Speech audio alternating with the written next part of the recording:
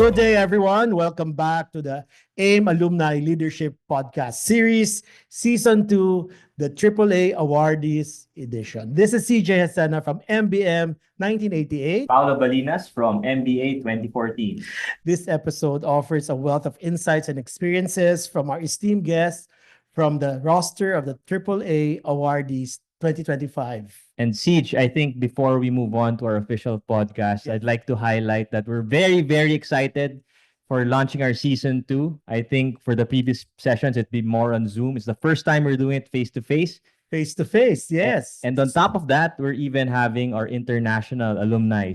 And of course, with Tip as our first alumni podcast guest. And it's truly a level up. You should see our studio setup. So we feel like we're in BBC or CNN. Exactly. Okay. And for those listening in, we have 2 main podcast channels. So please feel free to follow us and like our videos on AIM Alumni Leadership Podcast in YouTube and Facebook. All right. Thanks, Paolo, for the reminder. Let's get this show on the road. So for our first guest, Porntip Iyimapun is the founder and CEO of Aaaim Group, a premier consulting firm in Thailand established in 1992. Ms. Iyimapun's entrepreneurial journey began with her MBM thesis at the Asian Institute of Management, where she developed the foundation of Aaaim Group, and she'll talk about that more later. Aaaim Group focuses on leadership development, culture transformation, and organizational growth with a mission to enable greatness in people and organizations in Thailand. Through her visionary leadership, Ms. Iyimapun has successfully transformed Aaaim Group into one of Thailand's leading consulting firms,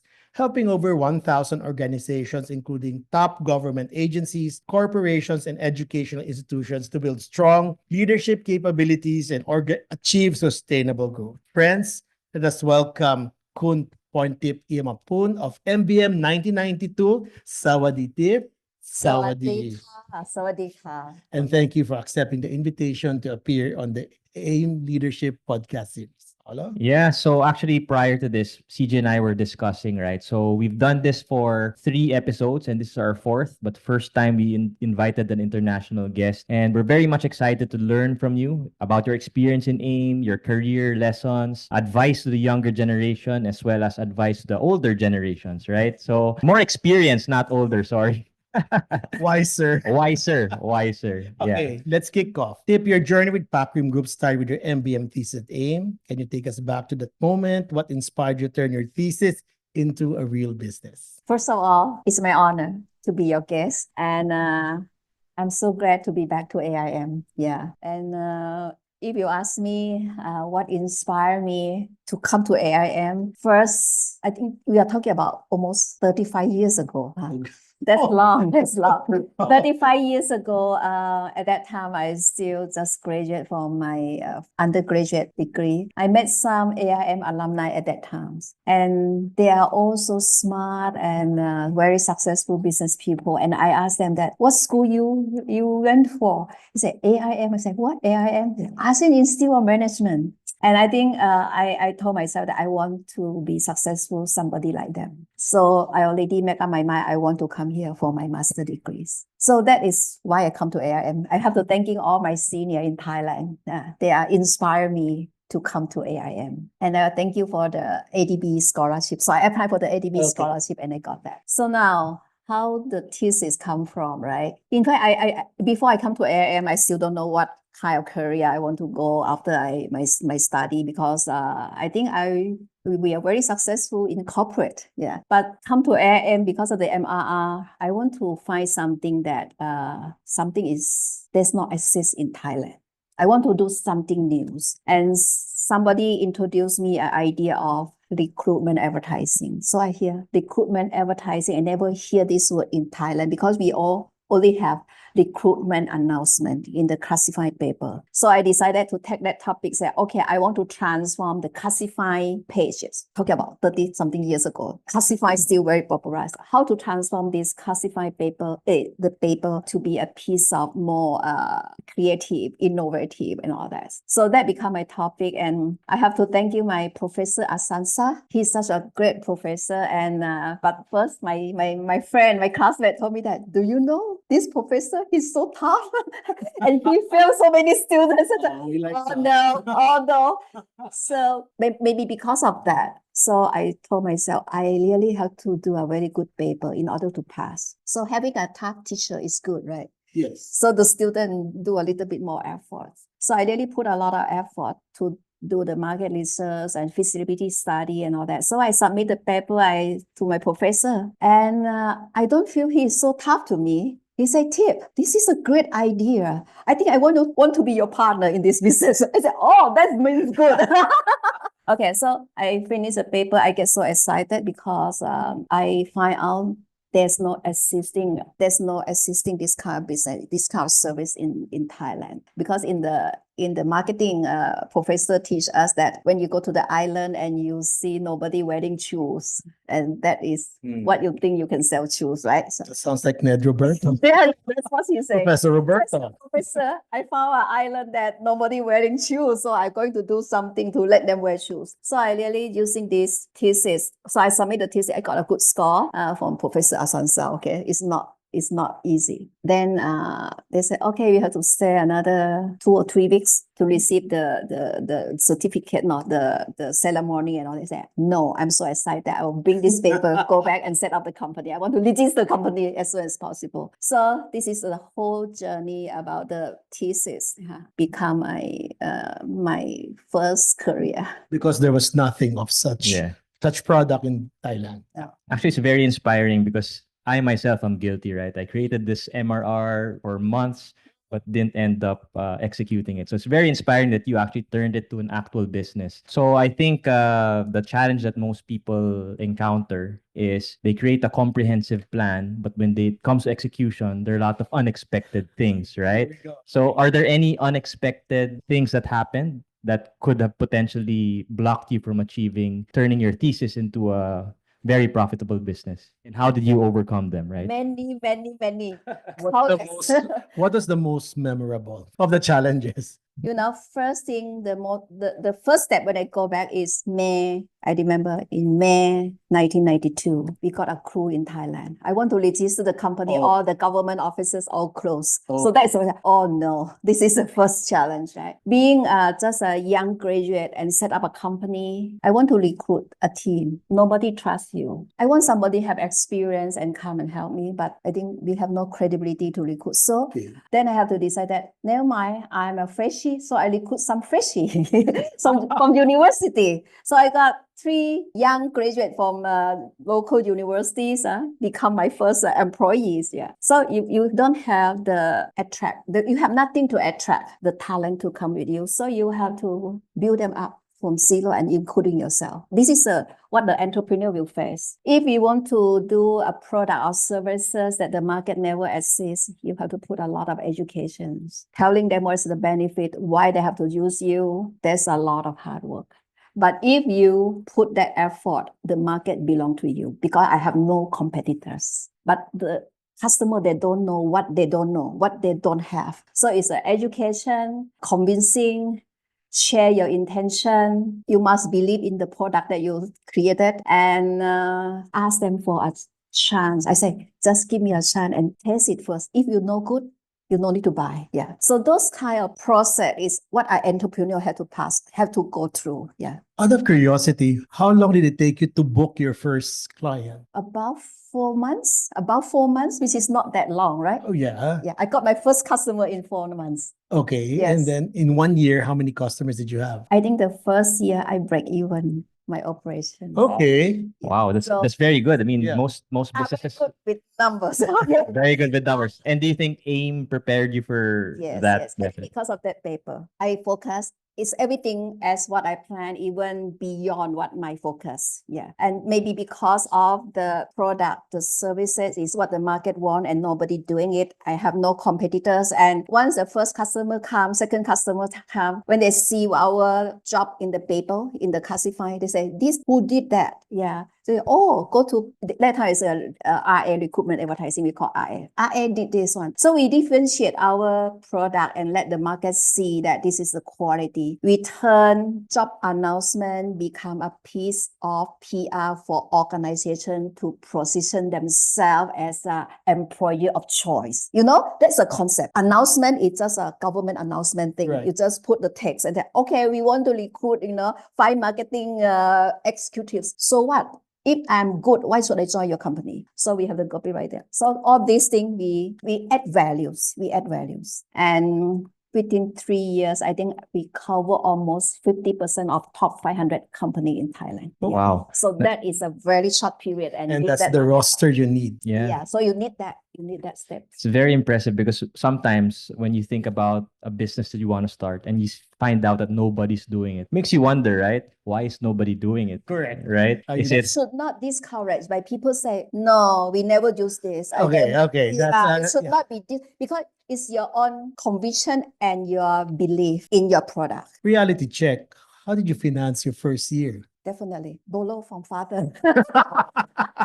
Oh, rich financing from the Daddy Foundation. For $500,000, which is not Okay. a lot. It is not a lot. It's $500,000 is $500,000, almost. maybe about, at that time it's about 20,000 US dollar. Okay. But after first year, I returned him all the With interest? yeah. No interest. Others no That's interest. soft financing. All right. Yeah. Yeah, so I think one of the questions we had here prepared was in terms of dealing with challenges and situations with work, right? You did highlight that you were quite young when you started your business, right? How were you able to overcome, being able to recruit the younger talent and asking them to join your company? Because I think all entrepreneurs that I've seen that very successful, there's an art of a salesmanship, right? Selling them the vision. But I'd love to better understand, right? How were you able to overcome these challenges of being Bringing very up- young, right? Recruiting the apostles. I think for fresh graduate, we don't have much choice, also including them. Right? I don't have much choice. They also don't have much choice. So what I offer them is that you will work directly with me and we all learn together. And I think not everybody feel this is what they like, but at least I got 3. Yeah. And they are not perfect. They are not the ideal employee I want to have. But I know that I have to train them. And I think we learn along the way together. And you have to get somebody excited to do something that nobody is doing. So that is maybe the small things. That's the second job. Money to employ them. That's I take them with, compensation. I have no compensation, high salary and all that. Those I cannot afford. But what we say is that we are going to create something together. And because by working together, not everybody like to join big company, I think.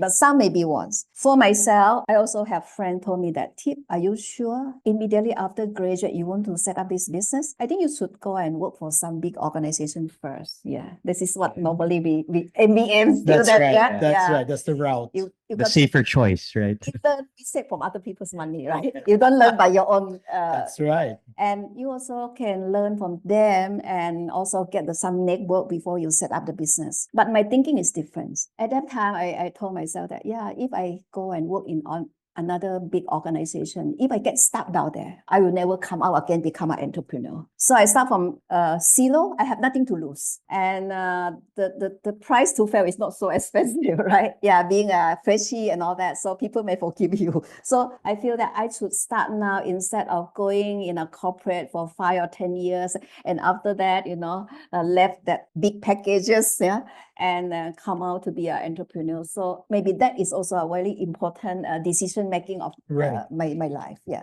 You were very brave to take that entrepreneurial route. Do you think an MBA or an MBM is important if you take the entrepreneurial route? Do you think entrepreneurs should have an MBM or an MBA? In fact, MBM give us some foundations, and because we learn finance, accounting, marketing, and operations, those are basic thing we need. But to be an entrepreneur, those are not enough. Okay, what do you need to be a good entrepreneur? I feel that is also some kind of self-drive, some instinct inside us that we are fighter, we should be, because there's no boss, right? Working with no boss, you are your own boss, right? So you have to control a lot your own discipline and give yourself motivation. Nobody come to motivate you, huh? You have to be self-motivated. Yeah. You have to be self-motivated. Self-motivated, self-drive, and self-belief. Those are quite important foundation for an entrepreneur. Yeah, It's zero, Because yes. from the outside looking in, so me, I work in corporate, right? It's always the aspiration to be an entrepreneur. But when you're actually an entrepreneur, it's actually even harder. Unlike us working 9 to 6, for That's example, right. a job of an entrepreneur is 24/7, right? The first 6 months, I sleep less than 3 hours Wow. a day. So Fueled by coffee. no, and only coffee. Yeah. Oh, So daytime, you go and see customer. You become a salesman. Evening, you come home, you're the production. You have to create all the thing that you Right. sell to them and all that, right? So daytime is outside facing. Evening is your own internal production thing. So every minute is count. Yeah. was there a time you want to throw in the towel? Mhm. You wanted to give up? What year was that? Yes. If you remember, I think we all remember the economic crisis in Yes. Tom Yam Goong, 1997. Yeah. Yeah. I graduated in 1992. So that is only about 5 years that we built up this company, right? Suddenly, Tom Yam Goong economic crisis in Thailand, in the whole regions, and everywhere suffer. Thai organization downsizing. So there's no recruitment. I realizing that, wow, that is another lesson. I realized that, wow, my business is so much sensitive to the economic in the country, right? So no recruitment, we have no job at all. But not only we suffer, everywhere. And that is the time that I say, wow, being an entrepreneur is tough. You still have to pay salary. You have no income. You have no revenue. And your people here, you have to pay the salary. 6 months, I finish all my saving. Oh, Yeah. So I have to ask ourselves that how to survive after this. So now we have to think, what else can we do? What can we do? So in fact, we try to do everything to survive. No matter, no more recruitment, right? People ask us to do this, do that, we have to do. Yeah. like what kind of jobs did you book? That's not recruitment. In You fact, pivot. yeah, we do all the thing that we have no skills. And Such that's as? one thing. We organize Thailand Career Expo. It's Oh, an you became an exploration. event organizer. We Okay. become an organizer because, I say, okay, everywhere is bad news, is sad news. How to turn Thailand become more positive? So I go and talk to, because I still have relationship with all the corporate, right? I say, can we take this opportunity to give some good news to the people who have unemployed and all that. So we're thinking a concept of Thailand Career Expo is let the employer come and tell the people that this is the slow period, but we have to build our capability. When the economic up, then we have job to do, and what kind of job in the future that we need. So we go into that business. And I lose money because no money and lose money. Oh, okay. That's sad, right? Because we never been an organizer before and underestimate the cost and the venue because we book too big of the space. And we have only we prepare for over 100 companies to come and give exhibition. So we sell booths, right? But turn up only half, and half of the area empty. And we have to pay all those rentals. But anyway, I think every lesson is an investment. It's an education. So after the event, I call my team, said, what have we learned from this? Money I try to find to come and pay all this, but what we have learned. So we learn from that. But one thing is good that because of that event, all the newspaper give us a very good write-up. So I get a big award everywhere, but lose money. Financially, But good financially credibility. it's bad, Good credibility. good credibility. It's like, wow, Porntip are very brave in this kind of environment. They to create this kind of event it's a national event. So we know that we already built a name. Thailand Career Expo, we have a brand, we have a logo already, a brand name. So I said, okay, next year I want double size and I want half of the cost. That's the learning curve. Otherwise, this become a very expensive exercise.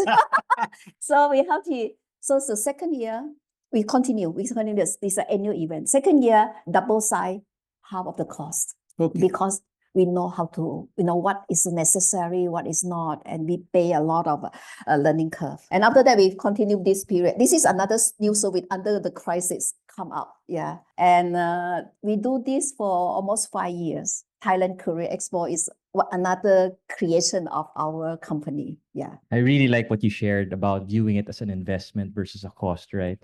And even though you might have lost some money short term, it benefited you long term and your So this credibility is and another quality of entrepreneurs should have. Okay, go. What Yeah. is that? So never mind, fail is okay. Don't be afraid to fail. But the failure become a learning curve. I think it's a very worthwhile investment for the team and for myself. And we should always say, then how can we do it better than this? What is a key learning from here? And I think a lot of the services that we do is something that never happened in the market. So you do something never happened in the market, definitely you have no example, they have no learning curve from others. You try it yourself and fail is okay. But next year, how to be better? So always think how to be better. You learn Always from to it. be improved. Okay. Fast forward to now. How many employees do you have? We have about 80 people now. And are those 3 people you started with still in the 80? One.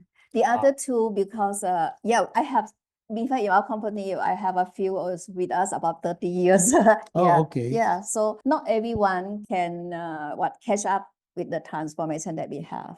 In fact, another story I want to tell you from the Sure. crisis. This is my learning curve. Every crisis, there's opportunities. Just now, the economic crisis, we learned the new business. It's a career expo, right? But also during that period, 1998, somebody introduced me that, okay, Porntip, there's no recruitment. Why don't you think of something else? And they introduced me to attend a program called The 7 Habits of Highly Effective Yeah, People. Stephen Covey. Stephen Covey, yeah, you know that. I say, 7 habits. You think I have bad habit? No, that's a bad thinking. Okay, but I say this is a very powerful concept because Thailand, everybody is insecure. People worry so many things, and maybe this program will help someone. I thank you. The Tom Yam Goong crisis give me the chance to know the 7 habits. So I go to attend the program in KL because Thailand don't have. I have to invest in myself to attend a training program for 3 days. I pay everything. It's quite expensive at that moment for a person who have no money, right? Yeah. But I told myself that, wow, how can I never know about this? And this is one of the best program that you help my Thai countrymates. So at that moment, I make a decision that I will change my company from a recruitment advertising company to be a leadership development consulting firm. That is because of the crisis. Otherwise, we will never become who we are today. So that is the the first step I learned about organization transformation with my own experience. Yeah. So maybe one of the topics that we want to discuss is your advice to the younger generations, right?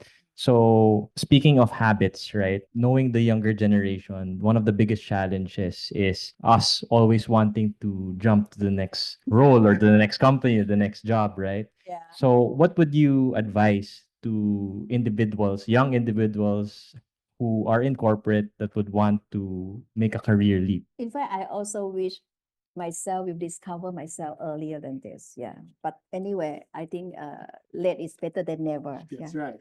So it's okay that we try to search what we really like, what can we do. But if we know ourselves earlier and discover what is our own, what we really good at, what we love doing, because everybody have different passions. Somebody have passion in helping people. Somebody have passion to build the innovation things and all that.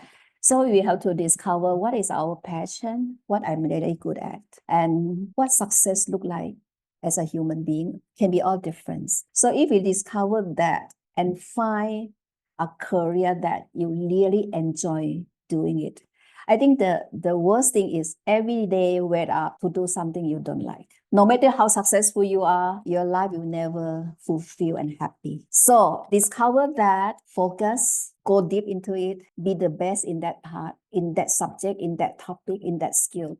I think today we must be really good at something. So if we keep on changing here and there, and we really learn, we never learn about the depth of the business or the professional that we have, you will never be great. Yeah, and That's I think that fine. relates to one of the 7 habits, sharpening the saw, right? Being very. You remember? I remember, of course. The reason I'm smiling is because I remember in our podcast, the first three series, you always had this question about generalist, specialist. Specialists, Yeah. right? So I think Tip just answered the question. But I think it's a balance. Today we also need to know something, right? Yes. Everything in something in everything. Ah, But we need a depth in what we really want to make a living. Yes. But that one, it come from the passion. If we have the passion, we don't feel it's a burden, it's so hard, it's so difficult. If we have an aspiration to be an Olympic champion, right? We don't feel hard to wake up early at 4 a.m. in the morning and run, right? So you have to find that kind of what we really want. now, in addition to that question, IQ or EQ? Oh, IQ, EQ. Even AQ, adversity quotient. Sometimes even SQ, Oh, spiritual quotient. Yes. So for you, IQ, EQ, SQ, and AQ, yeah, AQ, what's important? I think they are all important. We cannot Okay. missing any part of it. At the same time, or Yeah, as a human being, I think as a leader or as an entrepreneur, we really need to understand human being first. We are not AI, we are not robot, we are not engine machine. What make a human being different from a machine? Because we have 4 dimensions.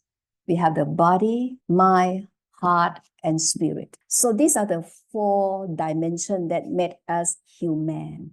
As a human being, nothing can replace a human being. So if we say which part is important, I think if my physical are not healthy, I cannot do anything. Yeah, sharpen the saw, right? If today I'm sick, lay on the bed, no matter how smart we are, we cannot do anything. But today, I think a lot of people who are so smart with a lot of knowledge and intelligence and all that, that is important. We need smart people. But smart people without heart and spirit, I am so concerned that when they make the decisions and all that, what are the consequences they'll see? So I say we have the smart head, but we also must be a caring heart and a spiritual that no matter what belief we are, telling us to choose the right thing to do, right? So you asking me, I say these all are human. And today, in fact, we develop leaders. I always emphasize that leader have to understand human being and become human-centered leadership. you wanted to ask about the book since just talking about leadership. Yeah, about books, right? Yeah, but book also. Please go ahead, No, Siege. you asked the what? You mean the 30 CEO that I interviewed? Yes. Yeah, the Please. book. Because 2 years ago, during the COVID, so we celebrate our 30th anniversary of our company. So I asked my team, what kind of gift that we can give to the public? So we come up with that idea that we know so many successful leaders, and we should go and interview, like what you're doing here, interview them and get their wisdoms.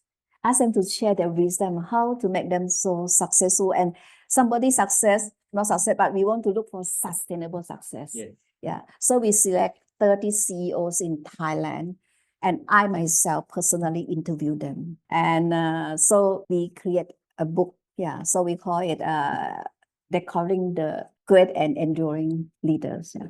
So the 30 wisdom from 30 CEOs. So if you ask me what I have learned from interviewing these 30 successful leaders, okay? Yeah. I think maybe that also will be very beneficial to the young future generation leaders. They all come from different size of organization, different industry, government, private sector, educations, but they share something in common. They share something. I try to capture something in common that at least I can share this one to the other leaders. So I start seeing who they are. I not just only see what success they have created or have their built in their life, is who they are as a human being first. So who they are, I look at what kind of characters, what kind of a human being, what principle they believe as a leaders. And because of who they are, then it helps them to think differently. Today we say, oh, somebody said there's a lot of problem out there, but why somebody say there's a lot of opportunity out there? So how a leader see crisis, see challenges, see problem differently is because inside them, they are different. So it's a mindset. Yes, definitely. Sometimes, right, the same thing presented to them, but they have a totally different interpretation, right? It's a more positive outlook. And also the differentiate of why somebody is so stressful. Some now the burnout, stress. Yes. This is also a new challenge of leaders today, right? But the leader that I interview, I think they also have a lot of problems to face, a lot of challenges to solve. But their face a smile. They don't feel yes. What is their secret to stay calm? So they think differently. They think I'm here. I choose to sitting in this chair. Nobody forced me to sit here. They don't victimize themselves. They don't see that why this, why that. They're not asking why, but they're asking what can I help? So as a leaders, everybody see the same problem that inside them help them to see that differently. Some even say, if without problem, why they need me? And they're putting me here is help me to ask me to solve these problems. No complaint. So every day come to office, there must be some problem to solve. Why so stressed about? I think that's very good because sometimes I'm guilty of that sometimes when faced with a challenge, very stressful situation, I only complain. But what Tip was sharing, it's taking action, right? Viewing it at a positive light and actually taking action. And that's good advice for the young. Correct, yeah. It's our attitude in life, really. And that make all the difference. So it's who they are, what they think, and then I try to follow that. Then what they do. Because the thinking made them do differently. And that's all the action that they do. So why they create this, why they dare to make decision, why they believe in this, those to action. And then we see what are the outcome. So even in the same situation, how can they achieve better result? How can their result are more sustained? And how can one of the result, which is I think is very important, is they are happy. That is the ultimate result of an effective leader, right? Yeah. Okay. This podcast, the interesting point of view about this podcast, it comes from two generations. I'm a baby boomer. Paolo is a millennial. Okay. Our guest today is a Gen Xer. Now, as a baby boomer, the question I have is what is your key advice to senior leaders and professionals in successfully navigating the new realities of the business world, whether it's multi-generational work teams, AI, hybrid work, and all these things that come with modernity in the 21st century? What's your advice to them for my age group? But you still look really young. It's the formalin. Young and Thank you, younger. Sarah. Yeah, thank you. Young and younger. Young and younger. Yeah. What's your advice to the seniors? I think we have to recognize that a lot of senior leaders, they have done a lot of right things and good things for their organization, for their people, and for the world. But I think today the world is totally quite very different, very different. First thing, in fact, also I'm reminding myself, we must have the self-awareness and ask ourselves that, am I still relevant? That is the first realization of a leader should ask them. Very relevance. Yeah, relevant. I told senior leaders, sometimes I coach them. So I say, it's very important that leader must have self-reflections. Because we are senior, mean that we are in the position, high positions, who dare to give us feedback? Even in the family, in the organization, who can come and tell the boss that you're not good enough? But it's leader themselves must have that self-awareness and ask tough questions to ourselves that, Am I still relevant to the new world today? That's the first question I think we should ask. And in the eyes of stakeholders, I think every leader has stakeholders. Me too, as an entrepreneur, I also have stakeholders. In the eyes of customers, how they perceive you. In the eyes of your shareholder, your customer, your employees, your colleagues, how they see you. So I think if leader, we have this kind of self-realization, we realize that today we have to unlearn a lot and relearn and listen. And we talk about empathic listening, habit 5. Empathic listening and be humble. And don't let our ego and the past success destroy the future of the organizations. Well said. Yes, being humble enough, right, to do an introspective look in terms of your current state and how can you be better, right? Yeah. And the learn and unlearn. And unlearn. This is not the first time we heard that. It reinforces Shay's learn and unlearn for the senior leaders. I think have to be unlearned first before we can relearn. Because I say sometimes our hear too much things. Okay. Yeah. If we don't download something, sometimes this is fully occupied already. So there's no space for new learning. So sometimes we have to forget our past success and don't let the past success, make us, there's no space for learning new things. Yeah. Okay. Another elephant in the room question among the seniors. Mm. Thoughts on succession planning? Oh, I don't know if in Philippines, I think this is a very serious topic in many organizations in Thailand. Not because we did not prepare or we have not built them, but the world have changed so much and become more and more difficult and challenging. I think today we need another level of leadership to lead the organization to be competitive, to have sustainable growth, and to serve all these new level of expectations. The expectation is so high. So I think we still a big gap there in building the readiness of the leadership for the future. I used to ask a question in most of the in the conference to my senior leaders. I asked them that how confident you are about the readiness of your leader. You are ready to lead your organization into the next 5-year or 10-year future. I asked them to, from 1 to 10, the score is about 5. This is a senior leader. Why is that so? I feel happy to see 5 instead of a 9. Okay.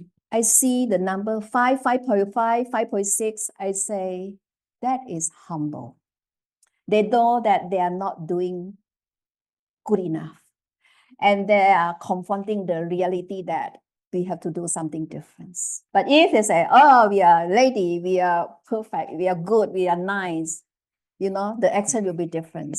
Hubri. Yeah. Pride. So this is a big gap here. My advice is that don't try to build the next generation just like you. You are Changing times, right? in the last 20 years. Right, Yeah. right. But the future are totally different. But we try to find someone just have the same quality as the existing leaders. You don't find in the new generations. So totally different. No one is perfect. And I think in today's such a fast changing environment and such a dynamic environment, no one leader can solve every problems. So I always advise a company that build a strong team. And the smart people, they all can combine and synergize together and build a complementary leadership team. And everybody respect.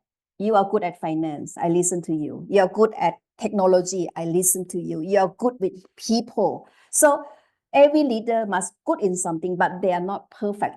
A leader must bring out all this, the strength of the individual leaders combined together.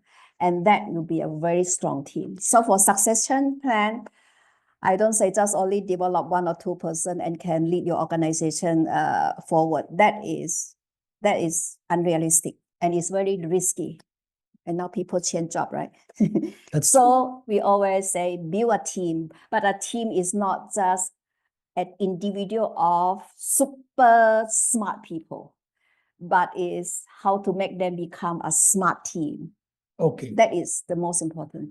We'll wind down our conversation with the last three questions, this Yeah. time on legacy. Yeah. So one of my favorite questions whenever CJ and I do this, right, is what advice would you possibly give your 21-year-old self? If there's any advice that you would give your 21-year-old Yes, self, look back. look back. Yeah. Here's a throwback. Okay, I think I must have a strong belief in myself. I must believe that I have something good to give to this world. Otherwise, we will not be here, right? And money is not everything in life. First, definitely, we need to have, I call it financially independence. But money is not everything. Find yourself and what is something you really to make a positive impact in this world or in people's life and make contribution and impact. That's what Aaaim teaching us about. And choose a career that wake up every morning, you feel happy and looking forward to do that. Not just waiting, say, oh, when is the weekend?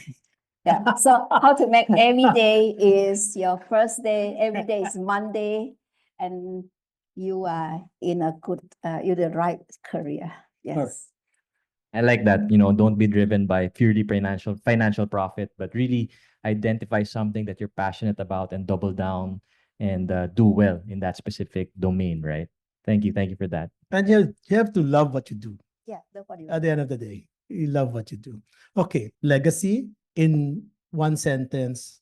How would you like to be remembered? Because of you, my life become better and become a better person. Isn't that a song? Really? You I don't think it's know? a song. Okay. The last question on inspiration. About the last question, so what message would you like to share to those looking up to you as a source of inspiration for their careers? Maybe we could end with that. I think I already may I repeat that. Love what you do, be your best, and don't let the social media determine who you are. Choose yourself to be who you are and be your best. Yeah, social media, I think that's one thing that's impacting the youth. We always compare ourselves to people who are posting photos on Instagram, traveling and whatnot, right? And that's not always the truth. Correct. Correct. Maybe CJ, I'm curious because Go.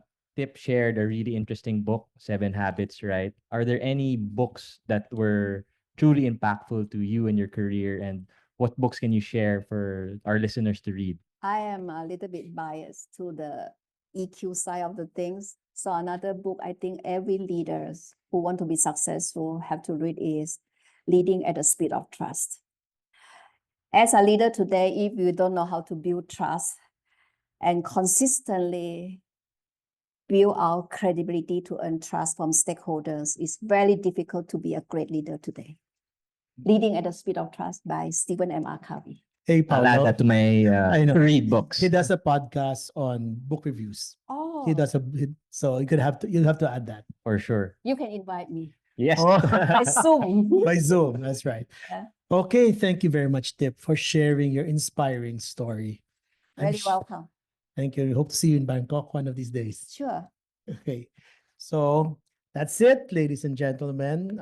Thank you for joining us in episode 1, season 2 of Aaaim Alumni Leadership series. This is CJ Sen of MBM 1988. And Paulo Balinas of MBA 2014. Have a good day and we'll see you soon. Thank you. สวัสดีค่ะ Sawadee.